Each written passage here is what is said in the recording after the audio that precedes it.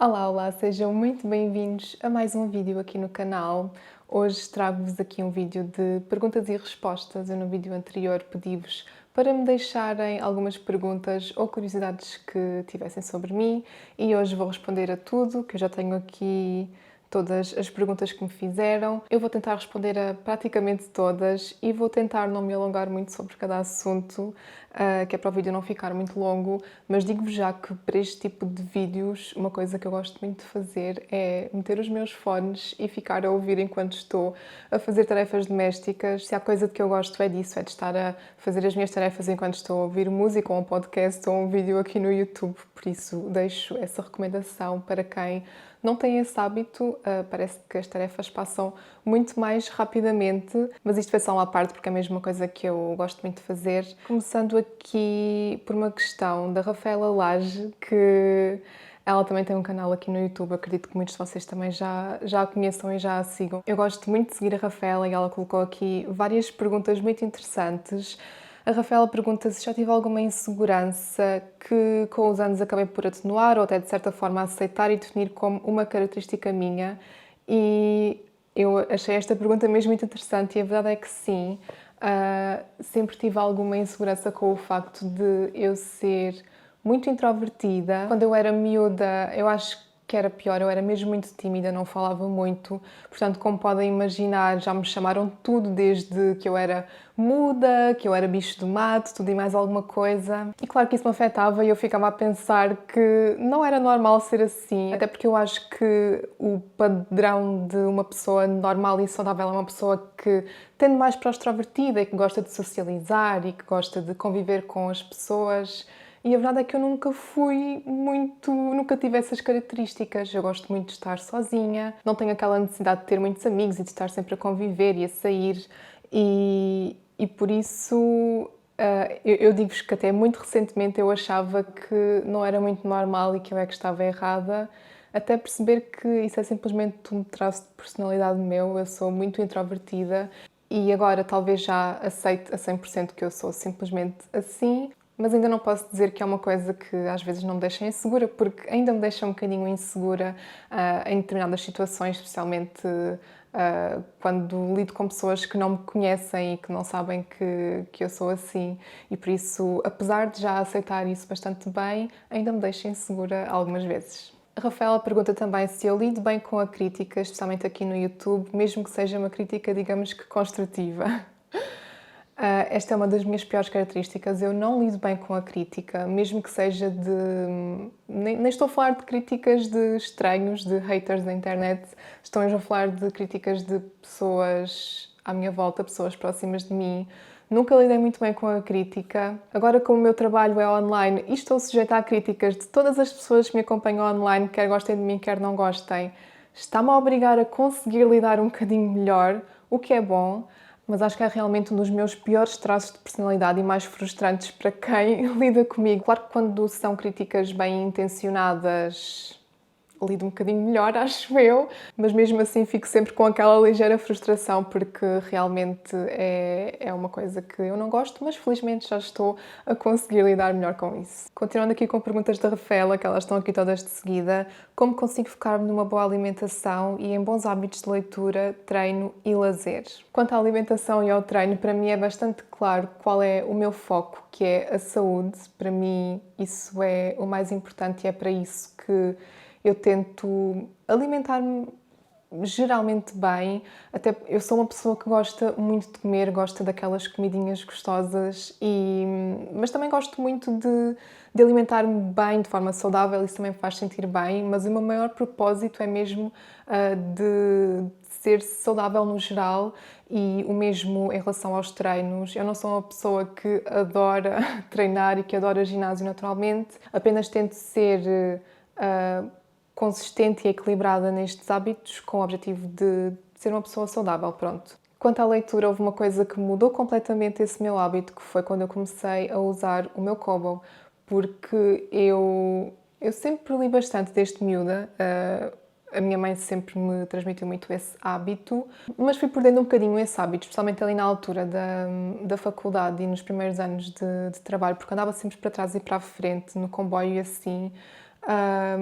que era uma boa ocasião para ler, só que não me dava jeito nenhum andar com livros grandes atrás e acho que foi um bocadinho por isso que perdi o hábito. Mas desde que tenho o Kobo, que aquilo é tão fácil de transportar para todo o lado, quer seja em viagem para a praia, para qualquer sítio, ganhei outra vez esse hábito. Diria que é quase um vício. Já para aí há 3 ou 4 anos que leio consistentemente e não consigo estar sem ler um livro, estou sempre a ler algum livro.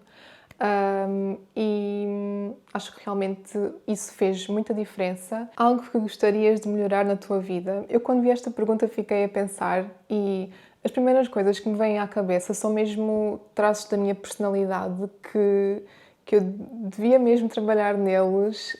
Alguns bloqueios, porque são realmente coisas que me bloqueiam em relação ao meu trabalho e mesmo à minha vida pessoal. Mas acho que não me vou alongar muito sobre isto aqui porque há perguntas mais à frente em que acho que vou abordar um bocadinho mais esses aspectos da minha personalidade que eu devia melhorar. Portanto, ficamos por aqui e depois mais à frente já desenvolvemos. A Silvia pergunta um sonho que gostarias de realizar, e desculpem-me se eu troquei aqui alguns nomes porque eu escrevi aqui tudo no meu Notion e posso ter falhado aqui alguma coisa, mas aqui em relação a sonhos eu não sei se vou responder muito bem esta pergunta. Eu já tinha pensado sobre isto porque eu fui vendo as perguntas e houve algumas que eu fui logo refletindo e esta foi uma delas. Vou abstrair-me de coisas do género viajar para o país X ou Y porque isso eu tenho vários pequenos sonhos, objetivos que eu quero concretizar, mas falando assim num âmbito mais geral da vida, uma coisa que eu tenho refletido muito nos últimos tempos é qual é que é o meu propósito de vida.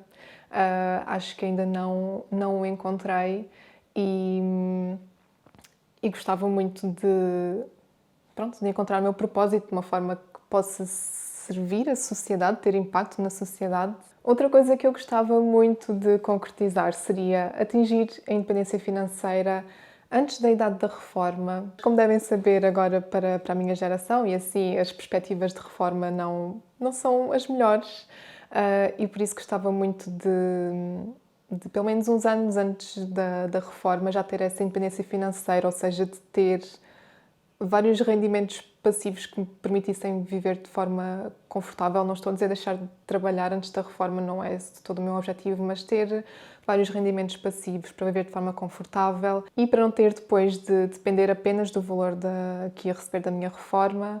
Por isso é uma coisa que eu gostava muito de poder atingir e para a qual já comecei a trabalhar ativamente já há alguns anos. A Joana pergunta coisas que mais gostas em ti e menos. Digo já que uma das piores coisas em mim é que eu não sei dizer bem de mim própria e das coisas que eu faço, e por isso é sempre muito difícil para mim encontrar assim uma coisa que eu possa verbalizar que eu gosto em mim. Mas uma coisa que eu posso dizer que gosto bastante em mim e que até me orgulho muito disso é que mantenho-me sempre muito fiel aos meus valores e até diria que foi muito por causa disso que eu desisti de trabalhar por conta de outrem. Não digo que seja assim em todos os trabalhos, obviamente, mas fazia-me muita confusão estar a trabalhar de acordo com os valores de outra pessoa, do meu chefe. E isso muitas vezes criava aqui muitos conflitos na minha cabeça com os quais eu tinha muita dificuldade em lidar. E pronto, é isso. Estou muito mais feliz e plena a trabalhar por conta própria do que trabalhando para outra pessoa. Mas já estou aqui a fugir um bocadinho à pergunta, mas diria que isso é uma coisa que eu gosto em mim. Uma coisa que gosto menos em mim, eu sou muito inflexível, o que é muito mau, tanto a nível profissional como pessoal. Gosto muito de fazer as coisas à minha maneira.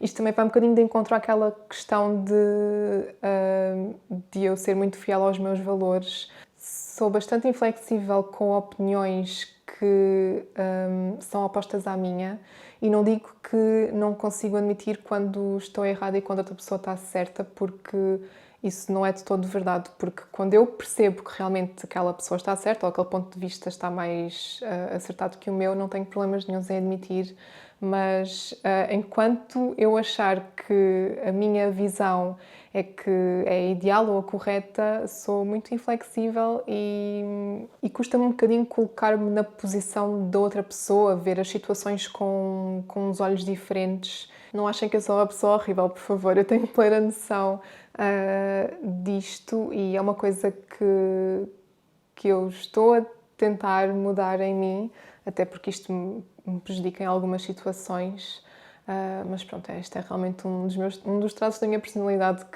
que eu menos gosto. A Camila pergunta: tu sempre foste disciplinada? E achei esta pergunta curiosa porque eu tenho a certeza que nunca disse que era uma pessoa disciplinada, por isso fico a pensar se será essa a ideia que eu transmito aí para esse lado. Também não digo que não sou disciplinada, eu acho que encontrei o equilíbrio perfeito entre ser disciplinada e ir de encontro às minhas necessidades e ao meu estado de espírito. E agora, dando aqui um exemplo que talvez seja melhor explicar assim o que eu vos quero dizer, e vou-vos dar o exemplo do meu trabalho. Trabalhadores por conta própria, se não forem disciplinados e organizados, o trabalho não dá em nada. Pelo menos na minha opinião. Mas o meu humor e a minha disposição para fazer as coisas não são os mesmos todos os dias, como a maioria das pessoas. E se eu, por exemplo, hoje tivesse planeado gravar 2 vídeos, mas não estivesse de todo no mood para isso, eu, em vez de ser extremamente disciplinada e forçar-me aquela coisa que eu já tinha planeado, eu consigo perfeitamente mover essas tarefas para outro dia. E atenção que eu também só consigo fazer isto porque tenho tudo extremamente organizado e não faço as coisas acima do joelho, portanto tenho ali sempre aquela margem de manobra para poder ir gerindo as coisas assim. E é por isso que eu digo que é um equilíbrio entre o ser disciplinada e fazer as coisas de acordo com aquilo que eu estou a sentir e as minhas necessidades. E olhem, funciona super bem assim. A Camila perguntou também quando foi o processo de entender a importância sobre o minimalismo na tua vida. Ora, como eu já vos disse também, eu não me considero minimalista. Eu considero sim que simplifico muito vários aspectos da minha vida, uns mais que outros, e cada vez tento simplificar mais porque isso faz-me sentir bem. Eu acho que este processo começou quando nós começámos a planear esta casa, porque ao mesmo tempo que eu sabia e tinha o desejo de cuidar bem da minha casa, estimá-la muito bem, também não queria demorar imenso tempo a limpar e organizar a casa e por isso foi logo a partir daí que eu comecei a pensar: ok, então vamos simplificar ao máximo, um estilo de decoração muito simples, ter só aquilo que é preciso, não ter por aí coisas a mais, imensas coisas decorativas que só servem para decorar. Eu sei que isto não faz sentido para toda a gente, atenção. Até há quem ache que, sei lá, casas assim não têm personalidade, cada um com a sua opinião, mas para mim o que faz sentido e o que me faz sentir bem é mesmo ter tudo bastante simples, e aqui estou a dar o exemplo da casa, mas isto aplica-se a outras coisas da minha vida, e adoro esta sensação de, voltando aqui ao exemplo da casa, imaginem que eu tenho uma casa toda por limpar, por arrumar, máquinas de roupa por fazer, tenho tudo por fazer, mas eu sei que nós, num instante, despachamos isto tudo e não tenho aquela sensação de me sentir sempre assoberbada pelas tarefas da casa, porque tenho imensa tralha por aí espalhada, que depois tenho de arrumar tudo antes de limpar. Isso aqui não acontece, nós temos mesmo só aquilo que achamos necessário e aquilo que usamos mesmo e que achamos essencial para o nosso dia-a-dia, e isso torna estas tarefas de gestão da casa muito mais simples e, no fundo, para mim, isso importa muito. A Ruth pergunta se eu sou vegan e não sou vegan, nem sou vegetariana. Eu consumo de tudo praticamente, mas realmente a minha alimentação é muito de base vegetal, cada vez como menos carne. Eu nunca gostei muito de carne, para ser sincera, nunca gostei muito do sabor, mesmo de frango e coisas do género, não ligo muito. Cada vez como menos carne. O meu marido ainda come bastante, e ele bastante, não come assim tanta, e ele muitas vezes até faz carne só para ele, porque eu nem sequer tenho muito jeito para cozinhar carne.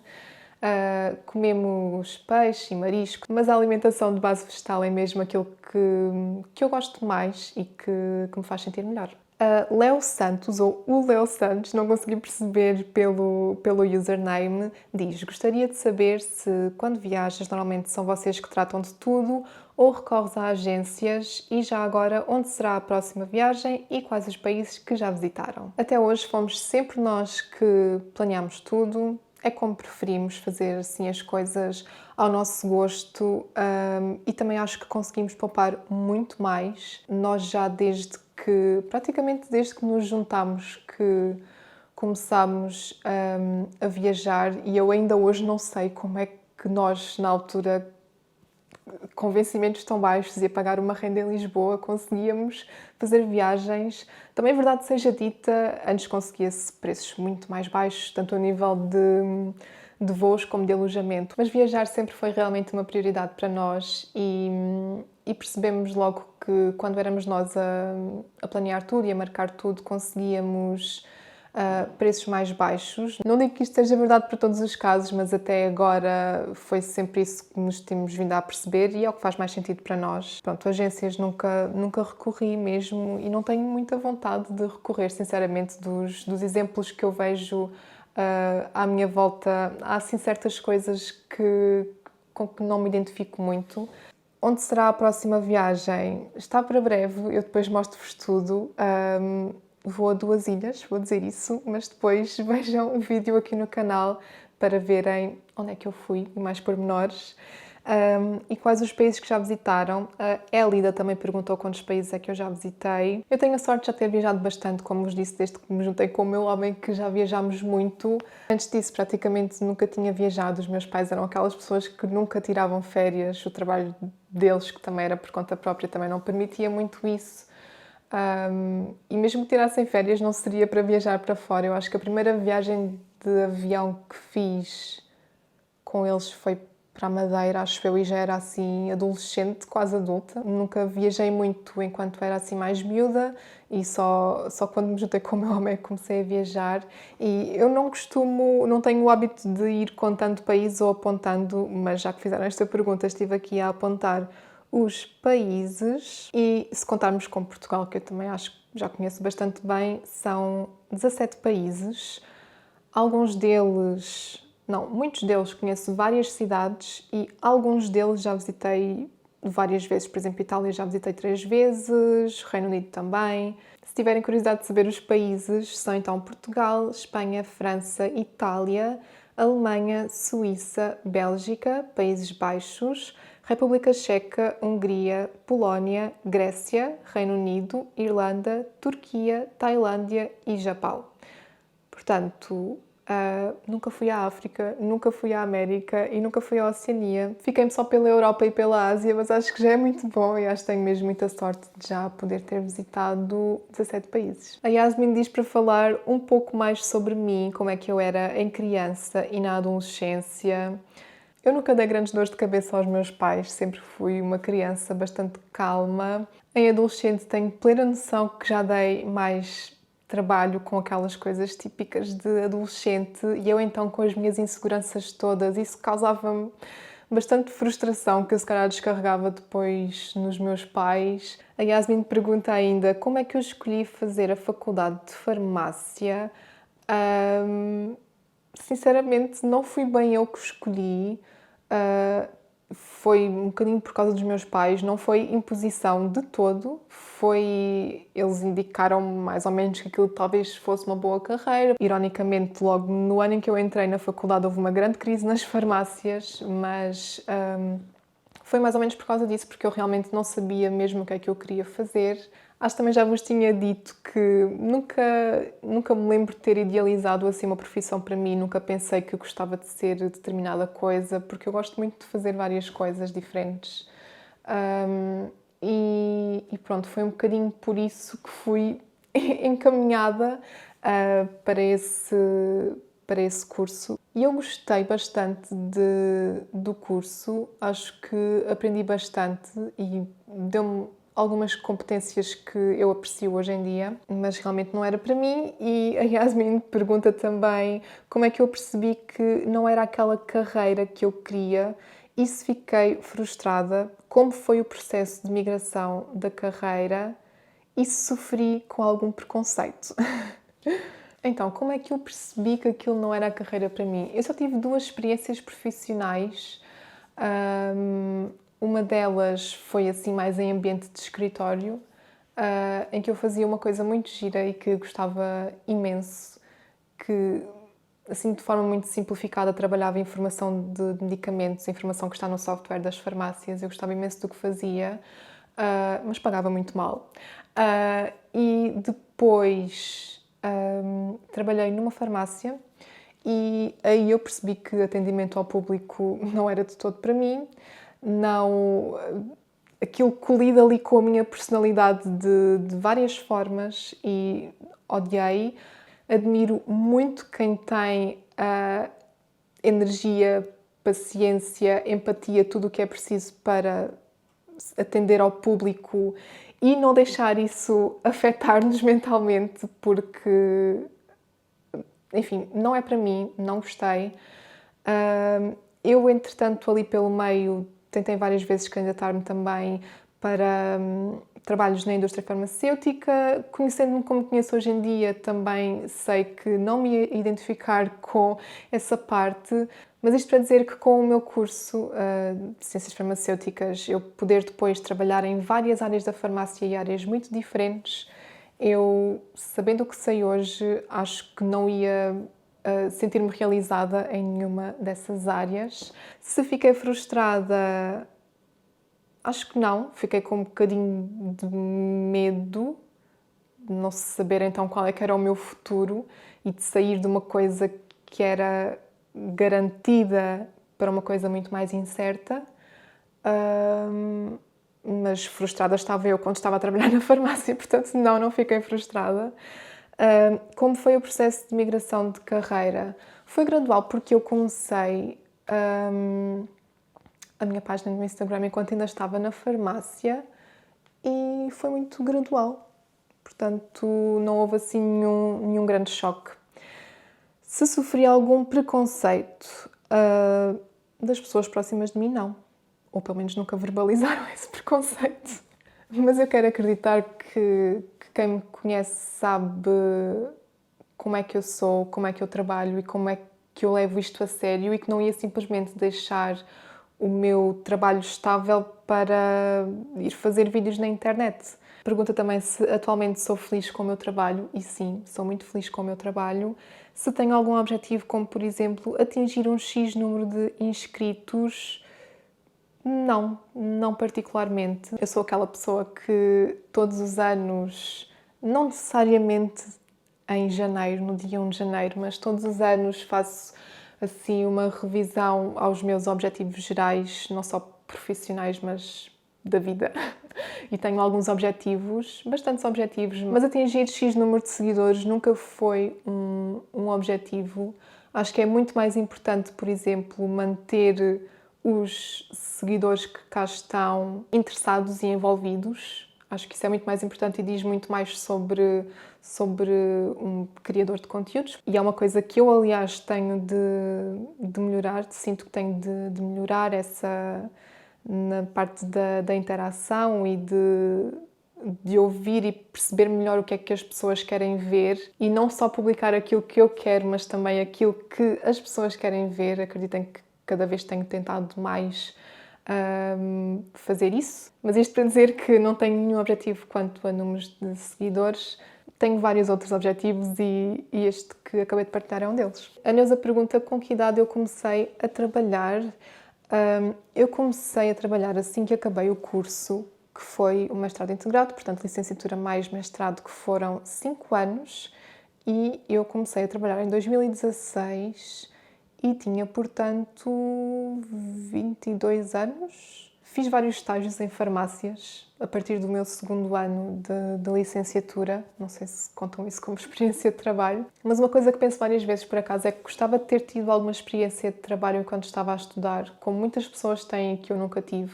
Os meus pais sempre tiveram muito aquela mentalidade de o teu trabalho é estudar e ter boas notas, que eu compreendo, pronto. Mas acho que me podia ter dado ali umas boas competências e gostava de ter tido essa experiência, pronto, ter começado a trabalhar mais cedo.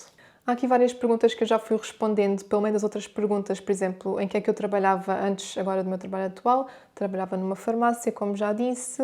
A Joana perguntou o que é que me fez mudar do meu antigo trabalho para o que eu faço atualmente, que também já respondi.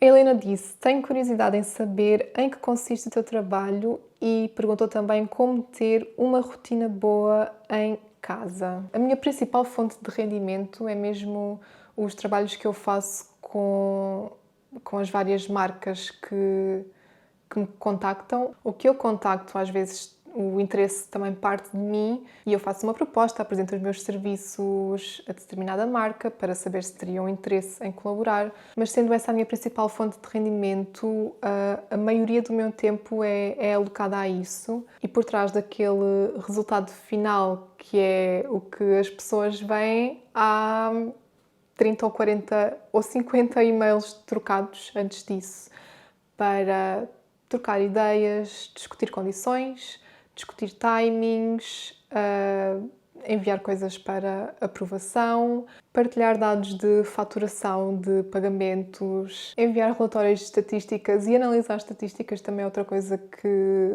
me tira bastante tempo. Eu até diria que a maior parte do meu tempo, com certeza, que a maioria do meu tempo é mesmo passada nessas tarefas de back-office, digamos assim. Quem está de fora vê apenas esses sinais, esses frutos do trabalho que realmente saem para o público, mas para quem faz isto pelo menos para quem faz de forma profissional e legítima, há muito trabalho de back-office por trás, e que por vezes até é bastante assoberbante, mas é trabalho que precisa de ser feito e que, aliás, eu até gosto muito dessa parte do meu trabalho. Gosto muito de controlar tudo, mesmo que é questões de contabilidade e finanças, sou eu que trato de tudo, e com muito gosto. Mas realmente acho que se romantiza muito cada vez mais o trabalho, o empreendedorismo, o ser empreendedor, mas acho que muitas vezes também pensamos só naquilo que vemos do resultado final, e não também em tudo o que está por trás, e que isso envolve muito trabalho, muita pesquisa, porque tive de aprender muita coisa que não era a minha área de formação de todo, coisas que eu não sabia. Portanto, muito trabalho, muita pesquisa e muito foco. E eu adoro, pode não parecer agora com esta conversa, mas eu adoro o meu trabalho. Adoro todas as partes do meu trabalho, umas mais que outras, mas gosto muito. E a outra questão era o quê? Como ter uma rotina boa em casa. Eu suponho que esta pergunta seja mais direcionada a quem trabalha em casa, e acho que é mesmo importante ter uma rotina. Eu, quando comecei, não mantinha um horário de trabalho e ficava a trabalhar até à meia-noite, depois acordava tarde no dia seguinte. Isso para mim não funciona. Eu sei que há quem funcione bem assim, mas para mim não funciona muito bem. Portanto, acho que é mesmo bom ter uma rotina, definir um horário. Uma coisa que faz muita diferença para mim é arranjar-me de manhã. Se eu estiver por aqui todo o dia despenteada, sem maquilhagem e de pijama ou com roupa de desporto ou assim, não tenho a mesma motivação do que quando estou mais arranjada. E outra coisa da qual eu não abdico é de fazer as minhas listas semanais e diárias.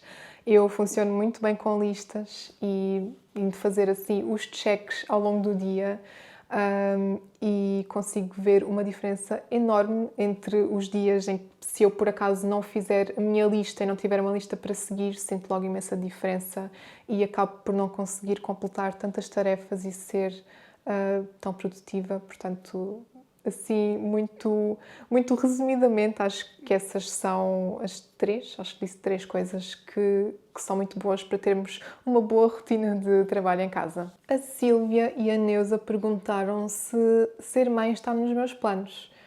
E isto é uma coisa que já tive várias opiniões sobre isto. Eu acho que durante toda a minha vida sempre pensei que não ia ter filhos, porque nunca tive esse desejo. Ao contrário de muitas mulheres que sonham ser mães, até mesmo desde muito cedo. Eu sei que há pessoas que têm esse desejo de ser mães. Eu nunca senti isso, nunca senti esse desejo, até conhecer o meu homem. Mas sim, eu gostava de ser mãe. tive aqui umas fases em que não conseguia perceber bem se era mesmo eu que queria, tinha o desejo de ser mãe ou se queria porque era suposto. Então, casei, tenho a minha casa, portanto agora devia ter filhos, não é? Tive essas fases, ainda penso bastante nisso, mas sim, gostava de ser mãe. A Fernanda pergunta o que me faz feliz. Isto vai parecer clichê, tenho a certeza, mas eu juro que é mesmo isto que eu sinto, que são aquelas pequenas coisas. Por exemplo, o Benji a abanar a caudinha quando me vê de manhã.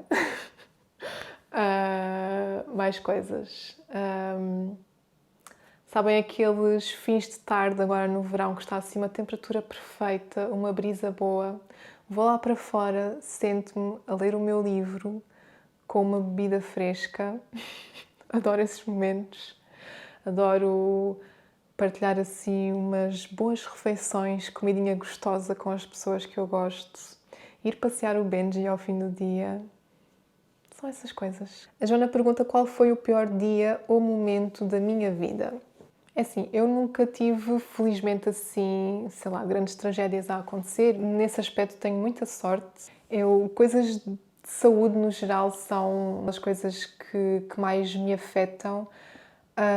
Quer seja minha, das pessoas à minha volta, do Benji. Quando o Benji tem problemas de saúde, isso são sempre fases horríveis.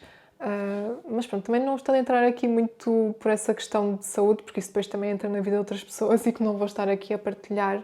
Eu acho que assim, os piores sustos que apanhei e que acabaram por se tornarem dias marcantes pela negativa, há uns anos houve aqui um incêndio bem perto da minha casa. Eu estava sozinha em casa, o meu homem estava numa viagem de trabalho. Foi muito assustador. Eu peguei no Benji, fui para a casa dos meus pais, vi aquilo a ficar cada vez pior e senti-me mal por não estar aqui a fazer alguma coisa, por isso voltei para casa, voltei para aqui com a minha mãe e era aqueles cenários que eu só tinha visto nos filmes, que parecia um apocalipse, estava tudo negro, um cheiro a fumo que não se podia, como podem imaginar, tudo por aí na rua, em pânico. Eu moro numa zona residencial, mas temos a serra mesmo aqui ao lado, foi a serra que ardeu. Eu tenho muito medo, no geral, de tudo o que são estes desastres naturais, apesar dos incêndios muitas vezes não serem um desastre natural, mas sim provocado por nós, por humanos. Mas tenho muito medo desse tipo de coisas no geral e essas coisas afetam muito. E outro dia que eu me consigo lembrar assim de repente foi durante uma viagem. Nós estávamos em Budapeste e estávamos num alojamento que não era um hotel, era assim aqueles alojamentos num prédio residencial. E a meio da noite começámos a ouvir berros, coisas a partirem-se, mas berros de desespero e de medo. Eu acho que não vou conseguir descrever isto muito bem e talvez ao ouvirem esta história possam pensar que eu estou a exagerar ou assim, mas até o meu homem, que ele não se assusta com nada, ele ficou muito assustado nessa noite, porque depois começámos a ouvir pessoas a correr por todo o lado. Enfim, foram muitos barulhos e muitas situações estranhas e aquilo durou bastante tempo. Eu acho que aquilo ainda durou meia hora ou mais. E uma pessoa, quando não sabe o que se está a passar e ouvir aqueles barulhos todos e aquelas situações todas tão estranhas, começa a pensar em tudo e mais alguma coisa. Nós começámos logo a fazer as malas para sair dali se fosse necessário, porque foi mesmo muito assustador. E nunca chegámos a perceber o que é que aconteceu, porque não conseguimos falar com ninguém sobre isso, mas sinceramente eu temi mesmo pela minha segurança, porque começámos a ouvir pessoas aquilo tinha uma espécie de corredor fora do apartamento, um corredor que ligava todos os apartamentos, fazia assim tipo um círculo, e começámos a ouvir pessoas a correr por ali. Eu pensava que me iam entrar dentro do quarto e pronto. Foi um dia assustador. Claro que não tem nada a ver com problemas de saúde de pessoas e coisas do género, mas foi assim é assim um dos dias que eu me lembro que tive assim maiores sustos. A Priscila pergunta como costumas relaxar e descansar? Bem, eu basicamente nos meus tempos livres, não é? Eu gosto muito de ler, ver vídeos aqui no YouTube, desporto, assistir a desporto, ténis principalmente. Sou muito fã, ou quase obcecada, diria até. E é basicamente isso que eu faço assim em termos de hobbies. Sei que não é nada de especial, podia ser mais interessante, mas é isso que eu gosto de fazer. Pausa para ir buscar água. Ora bem, a Catarina pergunta os livros que gosto mais ou que tenho lido e o porquê da escolha de um dispositivo para e-books. Estou tentada a converter-me. Eu vou partilhando aqui pelos vídeos, de vez em quando, os livros que eu estou a ler e que recomendo, mas também tenho o meu Goodreads, que podem aceder para ver sempre o que é que eu estou a ler e a avaliação que eu dou aos livros. Eu vou deixar o link aqui na descrição. Olha, ultimamente estou a ler os livros de um autor português que é o Lourenço Ceruia. Já tinha lido o primeiro dele e agora estou a ler os outros. Adoro, são assim policiais, mas que são bem leves e bem fáceis de ler e que eu gosto muito. E o porquê de ter optado pelo dispositivo para e-books. Eu tenho o Kobo, nunca usei Kindle nem nenhuma das outras marcas, não sei quais é que são as outras, mas eu tenho um Kobo que já é muito velhinho, que eu nem comprei para mim, foi o meu homem que comprou para ele na altura. Ele deixou de usar porque ele não lê muito e, como eu já disse, eu comecei a usar o Kobo e desde então nunca mais o larguei porque acho muito mais prático do que livros físicos. Eu sei que há quem prefira aquela sensação de ler um livro em papel. Eu não tenho essa coisa, a mim não me faz muita diferença, mas em termos de praticidade eu acho que nem se compara porque é tão leve, dá para levar para todos os sítios, dá para ler à noite sem ter luz, dá para ler em qualquer posição sem ter de estar incomodada a virar a página, porque aquilo é só com um toque consigo passar a página à frente. Dá para ajustar a luminosidade se estiver mais ou menos escuro. Eu adoro, é muito fácil de ler, não cansa os olhos. Eu sinceramente nem tenho nada de negativo a apontar, talvez só o preço dos livros, porque eu uso muito a assinatura do Kobo, que é uns 5 ou 6 euros e permite-me ler muitos livros que estão incluídos na assinatura, mas se comprarmos assim livros avulso, o preço não é assim tão diferente do preço dos livros normais. A Cláudia diz, quer saber tudo sobre o Benji, que é sempre um ponto alto dos vídeos quando aparece. A Catarina também perguntou, conta mais sobre a história do Benji, como chegou às vossas vidas, quantos anos tem, se tiveste outros cães antes, etc. E depois também há aqui mais uma pergunta sobre o Benji, que é a rotina e cuidados que tenho com o Benji, como lavo as coisinhas dele, que produtos utilizo. Eu adoro perguntas sobre o Benji, obviamente, porque eu adoro o meu Benji. Em relação às coisas que eu utilizo com ele, a ração, os brinquedos, essas coisas todas, eu já partilhei isso num vídeo que vou deixar aqui caso tenham interesse em ver. Então, nós adotámos o Benji quando ainda estávamos em Lisboa, num apartamento minúsculo. Destruiu-nos quase o apartamento todo, tivemos de trocar tudo, até o chão tivemos de trocar, imaginem só, porque ele, claro que quando era bebê havia alguns acidentes e fazia xixi, e aquilo era chão flutuante em todo o apartamento. E o chão ficou danificado, tivemos de trocar tudo, chão, mesa, tudo.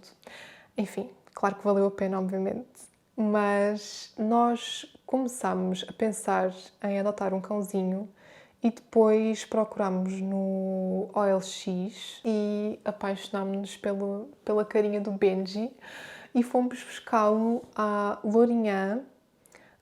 Foi uma situação engraçada porque nós ficámos sem bateria no telemóvel. Nós só tínhamos assim tínhamos combinado um ponto de encontro assim no sítio no meio do nada que não conhecíamos. Ficámos sem bateria entretanto e não estávamos a conseguir encontrar o sítio e eu só a dizer isto é o destino, é porque não era suposto, não devíamos ter um cão. Mas depois de repente lá encontramos a pessoa. E ela abriu a bagageira do carro e imaginei um Benji pequenino lá ao fundo da bagageira, todo cheio de medo, coitadinho. E pronto, trouxemos o Benji connosco. Nós não fomos assim muito bons em termos de educação. Devíamos ter lido mais sobre o assunto, porque ele era um cãozinho bastante indisciplinado. Ele hoje em dia porta-se muito bem, mas ele ainda é muito impulsivo com pessoas e quer saltar por cima das pessoas. É demasiado sociável este cãozinho. E pronto, ele quando era bebê Era muito fofo, obviamente. Eu posso deixar aqui umas fotos caso tenham interesse em ver, mas realmente destruímos a casa toda. Mas pronto, correu tudo bem, obviamente. Adoro o meu Benji. E quais é que eram mais as perguntas? Deixem-me lá ver. Quantos anos tem? Ele tem 6 anos. Se tive outros cães antes, sim, tive várias cadelinhas na casa dos meus pais. O Benji é meu primeiro cão, só meu. Na casa dos meus pais tive várias cadelinhas. E este vídeo já vai muito longo. Eu vou ter de cortar muita coisa, mas já estou aqui a falar há 89 minutos.